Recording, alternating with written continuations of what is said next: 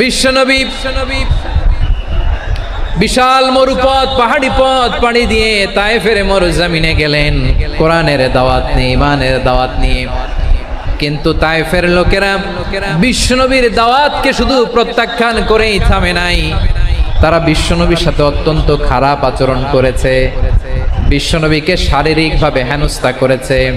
আমার নবীকে শারীরিকভাবে অত্যাচার করেছে, আমার পেয়ারা নবীর গায়ে পাথর মেরেছে, বিশ্বনবীর গা বেয়ে ঝরঝর করে রক্ত ঝরেছে, নবী জামিনের মধ্যে লুটিয়ে পড়েছেন, আবার মেরেছে, আবার নবী হাঁটতে শুরু করলেন, পেছন থেকে আবার মেরেছে, আবার নবী রক্তাক্ত হয়ে জামিনের মধ্যে লুটিয়ে পড়লেন, আবার মেরেছে। বিশ্বনবীর মতো এত সুশ্রী মানব, বিশ্বনবীর মতো এত শুভ্র মানব, বিশ্বনবীর মতো এমন চমৎকার দেহাবয়ব দিয়ে রব্বুল আলামিন কাউকে বানান নাই। এরকম